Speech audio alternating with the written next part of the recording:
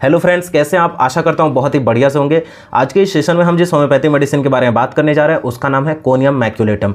ये बहुत ही ज़्यादा इंपॉर्टेंट मेडिसिन है क्योंकि इसके अंदर सबसे ज़्यादा ग्लैंडुलर अफेक्शन देखने को मिलता है। वैसे इसकी कुछ मेन PQRS सिम्टम मैं आपको बता देता हूँ। ये रेमेडी को हम स्पेशली बोलते हैं this remedy is for bachelors and old maids. उसके बाद वर्टाइगो का सेंसेशन देखने को मिलता है जब भी पेशेंट टर्न अराउंड होता है या ड्यूरिंग लाइंग डाउन लेटने जाता है बिस्तर पर, तब उसे बहुत ही ज़्यादा चक्कर आता है। ब्रेस्ट इनलार्जमेंट, जो मेमोरी ग्लैंड होती है उसका इनलार्जमेंट हो जाता है क्योंकि वहाँ पे जो ग्लैंडुलर अफेक्शन होते हैं वो स्टोनी हो जाते हैं, हार्ड हो जाते हैं, जिसकी वजह से ये प्रॉब्लम होता है और काफ़ी वो कंडीशन पेनफुल होता है। साथ में वो जो पेनफुल होता है और ग्लैंडुलर अफेक्शन होता है मेमोरी ग्लैंड का, वो मेंसेस के टाइम फीमेल में during menses and after menses दोनों टाइम वो पेन प्रेजेंट रहता है। साथ में ये मेडिसिन उन पर्सन को प्रिस्क्राइब किया जाता है जिनके अंदर ड्यू टू सेक्सुअल डिज़ायर जो रहता है उसको सपोरेट कर देते हैं। सप्रेशन के वजह से जो भी कंडीशन अराइज होती हैं, जो मैं वीडियो के बीच में आपको अच्छे से बताऊंगा, आपको फिर समझ में आ जाएगा। साथ में ये ग्लैंडुलर इनलार्जमेंट जैसे मैंने बताया उसकी बहुत इंपॉर्टेंट मेडिसिन है। ये सारे सिम्टम को हम डिटेल में इस वीडियो में बात करेंगे। वीडियो के लास्ट तक बने रहिएगा क्योंकि ये रेमेडी की हर एक सिम्टम आपको अच्छे से समझ में आ जाएगी। तो नमस्कार दोस्तों, मैं हूं डॉक्टर मानवेंद्र पांडे। बहुत बहुत स्वागत है आपका हमारे चैनल रैपिड क्योर में। चलिए आज की रेमेडी पढ़ते हैं। दोस्तों, कोनियम मेडिसिन स्टार्ट करने से पहले इसका इंट्रोडक्शन मैं आपको दे देता हूँ। ये रेमेडी बिलोंग करती है वेजिटेबल किंगडम से। सिनोनिम जिसे और नाम से क्या बुलाते हैं तो पॉइजन हेमलॉक, इसका दूसरा नाम पॉइजन हेमलॉक है। इसकी फैमिली जो है अम्बेली फेरी फैमिली से ये बिलोंग करती है। प्रूवर डॉक्टर हैनीमैन थे, उन्होंने प्रूव किया था और इसका ड्यूरेशन ऑफ एक्शन जो है वो 30 to 40 डेज, यानी इसका बहुत लॉन्ग ड्यूरेशन। अगर मेडिसिन आज प्रिस्क्राइब कर रहे हैं तो काफ़ी वेट करना चाहिए उस मेडिसिन का एक्ट करने के लिए पेशेंट के ऊपर। तो काफ़ी क्रॉनिक मेडिसिन है, क्रॉनिक केसेस में ये जनरली प्रिस्क्राइब करी जाती है। उसके बाद से इसका जो माइजम की बात करें तो सोरा देखा जाता है पेशेंट के अंदर। बैकग्राउंड में सोरा माइजम देखने को मिलता है। पेशेंट सोरिक होते हैं, मतलब उनके अंदर जितने भी बॉडी पे ईचिंग वगैरह का सिम्टम रहता है, स्किन डिजीज़ रहता है, जो कि नॉर्मल कुछ ऊजिंग या फिर कुछ डिस्चार्जेस ना हो, नॉर्मल सिम्टम प्रेजेंट रहते हैं थोड़े बहुत, तो ऐसे पेशेंट को दिया जाता है। अब जब इसकी प्रूविंग हो रही थी, प्रूविंग के टाइम पे क्या देखा गया सबसे ज़्यादा कि ये असेंडिंग पैरालिसिस देखने को इसमें मतलब दिखाई दिया। असेंडिंग पैरालिसिस यानी सबसे पहले पैरालिसिस स्टार्ट हुआ पेशेंट के अंदर, उसके बाद पैरालिसिस एंड हुआ पेशेंट के डेथ तक। पेशेंट की डेथ हो गई किसकी वजह से? तो जो रिस्पायरेशन होता है, रिस्पायरेशन फेलियर की वजह से, सांस लेने में डिफिकल्टी और डिस्निया की वजह से पेशेंट की डेथ हो गई और पैरालिसिस से स्टार्ट हुआ टिल डेथ तक। ये ज़्यादा देखने को मिला था जब प्रूविंग हुई थी। अब इसकी बात कर लेते हैं प्रिपरेशन की, किससे प्रिपेयर होता है। तो जो प्लांट होता है वेजिटेबल किंगडम से बिलोंग करती है। इसका प्लांट जो होता है कोनियम का, कंप्लीट प्लांट से, इसका रूट से लेके फ्लावर तक कंप्लीट प्लांट को, फ्रेश प्लांट को एक्सट्रैक्ट करके उससे मदर टिंचर इसका बनाया जाता है।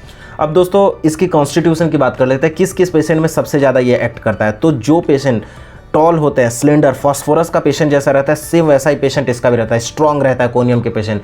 और जो सेडेंट्री लाइफस्टाइल जीते हैं, मतलब बाहर का खाना ज़्यादा पसंद करते हैं, रात में ज़्यादा जगना पसंद करते हैं, ऐसे सेडेंट्री लाइफस्टाइल के पर्सन में ज़्यादा सूट करता है।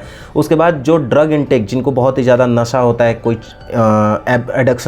एडिक्शन का, जैसे ड्रग हो गया, एल्कोहल हो गया, टोबैको हो गया, इन सारी चीज़ों का। फिर जो कैंसरस डायथिसिस के पेशेंट होते हैं जिनके अंदर कैंसरस या अल्सरेशन जैसी चीज़ें देखने को मिलते हैं, उनमें सूट करता है। फिर दोस्तों ग्लैंडुलर अफेक्शन की मेडिसिन है। तो जिन पर्सन के अंदर भी ग्लैंडुलर अफेक्शन दिखा, मतलब कहीं का ग्लैंड ज़्यादा बड़ा हो गया, उसके वजह से स्टोनी हार्ड, वहाँ पे पालपेट करने पे हार्ड काफ़ी फील होगा, काफ़ी स्टोनी पत्थर की तरह पालपेट होगा, तो ऐसे लोगों में ये सूट करती है पेशेंट। अब इसकी स्फेयर ऑफ एक्शन की बात करते हैं, कहाँ कहाँ पे बॉडी पे सबसे ज़्यादा एक्ट करता है। तो सेरिब्रो स्पाइनल नर्वस सिस्टम पे ये सबसे ज़्यादा एक्ट करता है। उसके बाद ग्लैंडुलर सिस्टम पे एक्ट करता है, फिर ब्रेन पे एक्ट करता है और उसके बाद फीमेल रिप्रोडक्टिव ऑर्गन पे सबसे ज़्यादा एक्ट करता है। दोस्तों अब थोड़ी पैथोफिजियोलॉजी की बात कर लेते हैं कि सेरिब्रो स्पाइनल नर्वस सिस्टम पे एक्ट करता है तो क्या करता है। तो उसको इरिटेट करता है। इरिटेट करने के बाद जो पर्टिकुलरली वहाँ पे स्पाइनल कॉर्ड जो होता है, स्पाइनल कॉर्ड और ग्लैंडुलर सिस्टम, इन दोनों में ज़्यादा अफेक्शन देखने को मिलता है।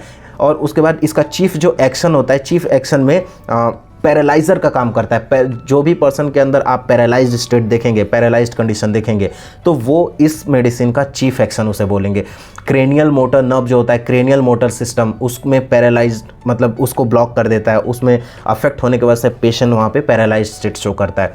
पेरिफेरल मोटर सिस्टम जो होता है उसको अफेक्ट कर देता है, जिसकी वजह से पैरालिसिस देखने को मिलता है। दोस्तों ये हो गया इसका चीफ कंप्लेंट। अब इसकी मेंटल सिम्टम की बात कर लेते हैं। पेशेंट के अंदर कुछ मेंटल सिम्टम भी होते हैं जो बहुत ही ज़्यादा पेक्यूलियर होते हैं। कोनियम मैक्यूलेटम के जो पेशेंट होते हैं उनका मेंटल सिम्टम मेंटली कैसे होते हैं वो मैं आपको बताने जा रहा हूँ। बहुत ही स्लो ग्रैस्पिंग पावर होता है। कोई चीज़ अगर वो पढ़ते हैं तो काफ़ी लेट समझ में आता है। एक चीज़ को समझने के लिए उसे 4 बार 5 बार मतलब मल्टीपल टाइम्स रीडिंग लगता है पेशेंट को। डिफ़िकल्ट अंडरस्टैंडिंग होता है। कोई चीज़ को जैसा मैंने आपको बताया अच्छे से समझ में नहीं आता है, बहुत डिफ़िकल्टी होती है पढ़ाई करने में। 2-3 बार 4 बार 5 बार 10 बार रिवीजन करते हैं तब जाके एक चीज़ उनको क्लियर होता है।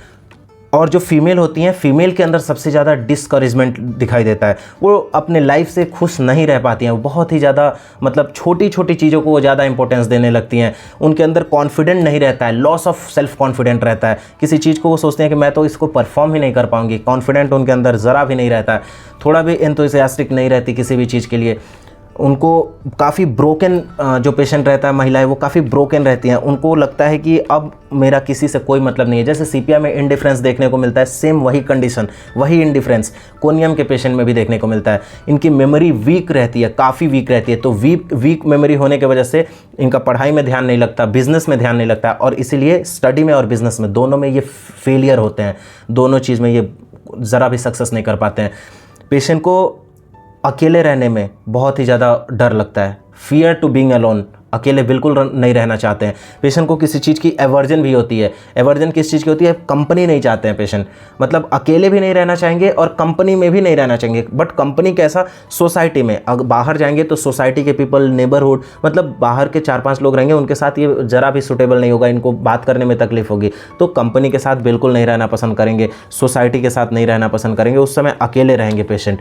फिर पेशेंट के अंदर एक और पेक्यूलियर सिम्टम देखने को मिलता है। कुछ अगर इंपॉर्टेंट थिंग्स रहेगा तो उसको ज़्यादा ध्यान नहीं देंगे। इनको छोटी छोटी जो बहुत ही ज़्यादा मतलब वो इंपॉर्टेंट नहीं है चीज़, मतलब बहुत ही लिटिल वैल्यूएबल थिंग्स है, उसको ज़्यादा इंपॉर्टेंस देंगे। अब समझिए आज अगर इनको बैंक में कोई काम है जो कि बहुत इंपॉर्टेंट है तो इन्हें इंपॉर्टेंट नहीं लगेगा पेशेंट को। उन्हें आज घर पे झाड़ू पोछा करना है तो वो इंपॉर्टेंट लगेगा। जबकि जो ज़्यादा इंपॉर्टेंस वाला काम रहेगा उनको बिल्कुल भी वो नहीं गमता है, वो नहीं पसंद आता है पेशेंट को। पेशेंट का जो भी कंप्लेन रहता है मेंसेस के टाइम पे फीमेल के अंदर वो इंक्रीज हो जाता है। जितने भी ग्लैंडुलर अफेक्शन होता है, जैसे मैंने आपको बताया, रूमेटिज्म की कंडीशन होती है, वो सब मेंसेस के टाइम पे या फिर बिफोर मेंसेस स्टार्ट हो जाता है।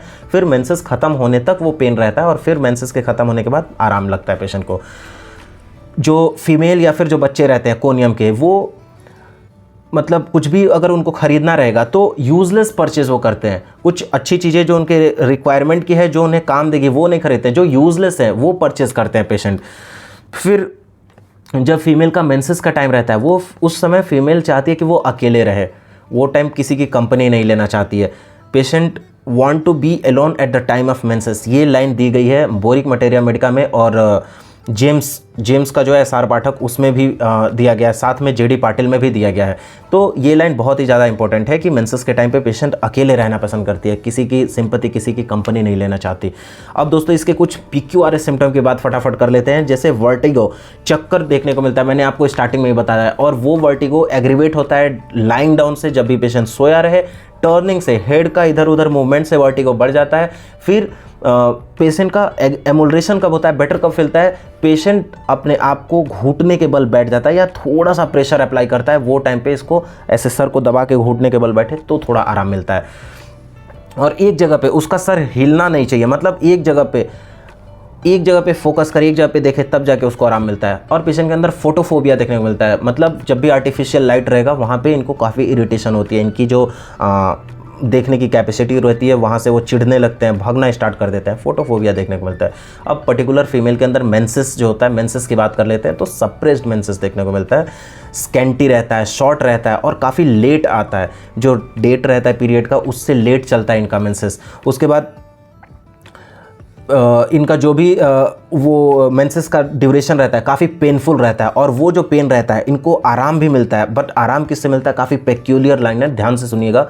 ठंडे पानी के अंदर अगर वो पेशेंट अपना हाथ डुबाए तो वो ठंडे से या कोल्ड एटमॉस्फेयर पे जाए तो पेशेंट के मेंसेस में जो पेन होता है उससे काफ़ी आराम मिलता है। अब इनके ल्यूकोरिया की बात करते हैं तो ल्यूकोरिया एक्रिड होता है, मिल्की होता है, वाइट कलर का ल्यूकोरिया होता है और काफ़ी प्रोफ्यूज लार्ज अमाउंट में ल्यूकोरिया होता है, थिक होता है, चिपचिपा होता है और ब्लडी। जब वो कभी मिल्की होगा उसके बाद सडनली ब्लडी ल्यूकोरिया होना स्टार्ट हो जाएगा, मतलब खून के कलर का, यानी प्योर रेड कलर का ल्यूकोरिया होना स्टार्ट होगा। और ल्यूकोरिया का एक कैरेक्टरिस्टिक सिम्टम है कि मेंसेस के 10वें दिन पे, आज अगर 1 तारीख को मेंसेस आया तो 10वें मतलब 10 तारीख को इसका ल्यूकोरिया होगा। तो ये कोनियम का बहुत ही इंपॉर्टेंट सिम्टम है।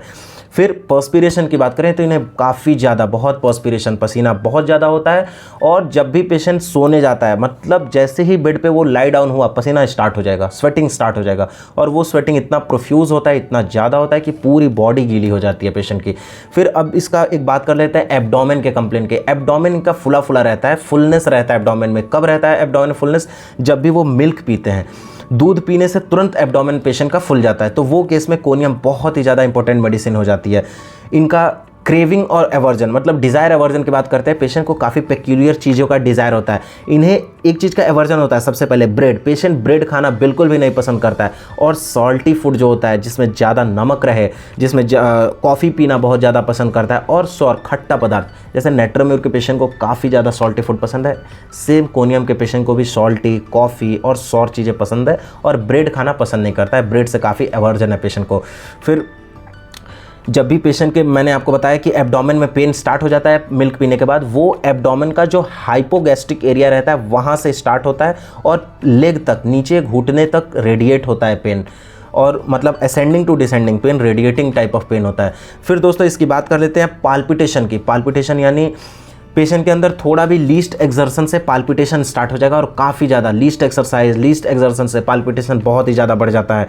फिर एक और पेक्यूलियर सिम्टम है, जब भी स्टूल पास आउट करने जाता है, जब भी पेशेंट स्टूल पास आउट करने जाएगा, थोड़ा भी प्रेशर लगाएगा, वो टाइम पे पाल्पिटेशन बहुत ही ज़्यादा बढ़ जाता है।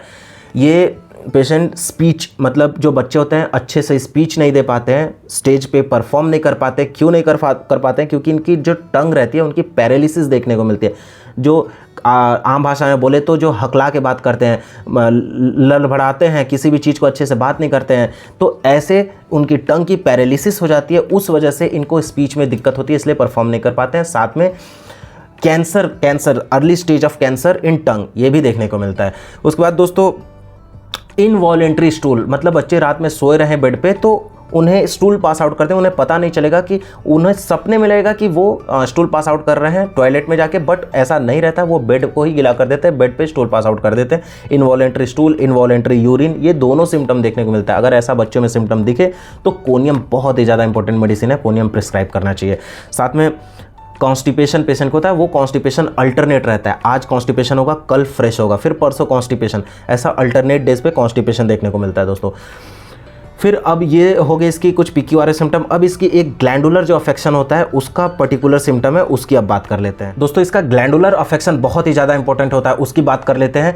तो जब भी पेशेंट कोल्ड में एक्सपोजर हुआ, ठंडे जगहों पे एक्सपोजर हुआ, उसका एक्सपोज हुआ तो तुरंत कंप्लेन बढ़ जाएगा। उसके जो ग्लैंड्स होते हैं सारे ग्लैंड्स हार्ड हो जाते हैं, सोर, काफ़ी ब्रूइज्ड फीलिंग होती है, सोर फीलिंग, पेन बहुत ही ज़्यादा होता है, लिटिल टच से उसको एग्रीवेशन होता है, थोड़ा सा भी दबाएंगे तो उसको बहुत ही ज़्यादा पेन होगा। ये इसको इनफिल्टर्ड होकर डीप सीटेड डिजीज तक जाती है, डीप सीटेड डिजीज में कन्वर्ट हो जाती है। अगर समझिए यहाँ पे अगर इसका ग्लैंड इनलार्ज हुआ, यहाँ पे अगर आप टच कर रहे हैं, या फिर मेमोरी ग्लैंड अगर इनलार्ज हुआ वहाँ पे टच कर रहे हैं, तो वहाँ से डीप होके, मतलब अंदर की तरह जाके मोर वाइटल ऑर्गन को डैमेज करती है, लंग्स तक जाएगी, लंग्स को डैमेज करेगी। साथ में रिस्पिरेटरी कंप्लेंट बहुत ही ज़्यादा हो जाएगा, अस्थमा, ब्रोंकाइटिस, ब्रोंकियोस्टेसिस, ऐसी कंडीशन चेंज हो जाएगा, जो कि प्रूविंग के टाइम भी देखा गया था। अब दोस्तों इसको हम चेन ऑफ नॉट भी कहते हैं, क्योंकि चेन ऑफ नॉट इसलिए कहते हैं क्योंकि इसमें अल्सर भी देखने को मिलता है। अल्सर के साथ साथ जो ग्लैंड रहता है उसका इन्फ्लेमेशन देखने को मिलता है, अलॉन्ग विथ लिम्फेटिक्स डिजीज, जिसमें तीनों जगहों पे पार्ट को ये लेम करता है, सोर करता है, ब्रूइज्ड फीलिंग होता है, इसलिए इसको चेन ऑफ नोट कहते हैं। फिर जो अंडर आर्म्स होते हैं पेशेंट के, अंडर आर्म्स के जो ग्लैंड रहते हैं वो काफ़ी इन्फ्लेम हो जाते हैं, मतलब पेशेंट को हमेशा अपना हाथ ऊपर करके रखना पड़ता है, इतना ज़्यादा इन्फ्लेमेशन की वजह से रेडनेस आ जाता है, कंजेस्टेड हो जाता है वो एरिया, नीचे थोड़ा भी किया तो एग्रीवेशन, पेन होना स्टार्ट हो जाएगा। इसलिए दोनों अंडर आर्म्स में उसकी ग्लैंडुलर अफेक्शन की वजह से, स्वेलिंग की वजह से पेनफुल स्टेज हो जाता है।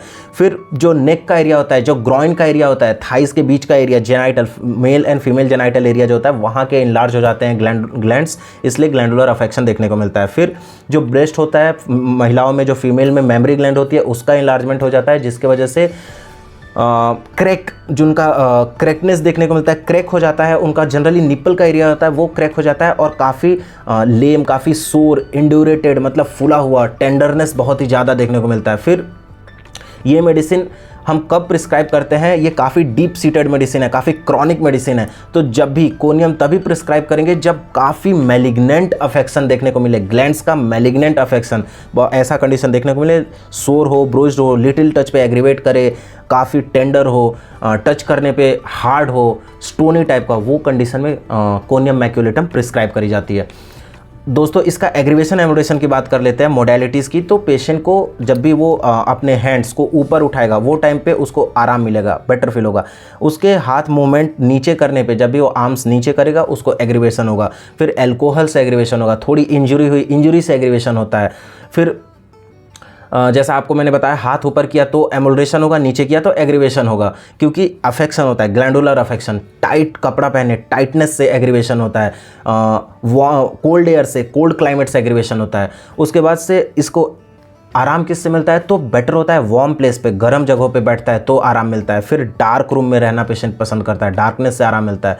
फास्ट मूवमेंट करने से आराम मिलता है। और फिर जब भी पेशेंट मतलब स्टार्टिंग में मॉर्निंग वॉक में अगर धीरे चले तो पेशेंट को काफ़ी एग्रीवेशन होता है, पेशेंट को जितने भी कंप्लेन रहते हैं बढ़ जाते हैं। लेकिन अगर फास्ट मूवमेंट करे, जैसे जॉगिंग करना स्टार्ट कर दे, तो उसको लगता है सारे कंप्लेन बेटर हो रहा है, उसका आराम मिल रहा है, उस समय हाथ नीचे भी करता है तो आराम मिलता है। तो दोस्तों ये हो गई इसकी मोडेलिटीज़ की बात। इसके रिलेशन से बाकी और भी जितने हैं वो मैं नेक्स्ट वीडियो में बनाऊंगा। उसकी अगर वो इसमें कंप्लीट करूँ तो वीडियो काफ़ी लंबी हो सकती है। आशा करता हूँ दोस्तों आपको ये रेमेडी काफ़ी अच्छे से समझ में आ गया होगा। अगर ये रेमेडी आप देख रहे हैं तो लाइक जरूर करिएगा इस वीडियो को, चैनल पे नए हैं तो सब्सक्राइब कर लीजिएगा, साथ में बेल आइकन को दबा दीजिए। मैं ऐसे ही रेमेडी की वीडियो लाता रहता हूं, आप तक सबसे पहले पहुंचे, आप उसे देख सकें। अगर ये वीडियो अच्छी लगी तो अपने दोस्तों के साथ भी शेयर करिएगा, चैनल पे नए हैं तो सब्सक्राइब कर लीजिएगा। मिलते हैं नए रेमेडी के साथ नए वीडियो में, तब तक के लिए खुश रहिए, हेल्दी रहिए, धन्यवाद।